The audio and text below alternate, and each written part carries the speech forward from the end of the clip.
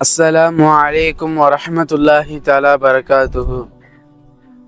An Abdullah radiallahu anhu قال عند النبي صلى الله عليه وسلم رجل فقيل ما زال نائما حتى أصبح مقام إلى صلاة فقال بال الشيطان في أذنه.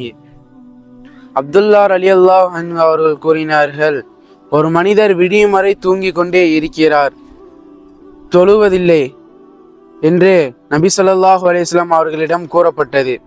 அதற்கு நபி ஸல்லல்லாஹு அலைஹி வஸல்லம் அவர்கள் சொல்கிறார்கள், அவர் காதில் ஷைத்தான் சிறுநீர் கழித்து விட்டான் என்று நபிகள் நாயகம் ஸல்லல்லாஹு அலைஹி வஸல்லம் அவர்கள் கூறுகிறார்கள். இந்த ஹதீஸின் அடிப்படையில் நாம் நம்முடைய வாழ்நாள் எல்லாம் ஜமாத்துடன் தொழுகின்ற பாக்கியத்தை வல்ல இறைவன் நம் அனைவருக்கும் தருவானாக. வாஹிரு தாவானா அன்னில் ஹம்துலில்லாஹி ரப்பில் ஆலமீன்.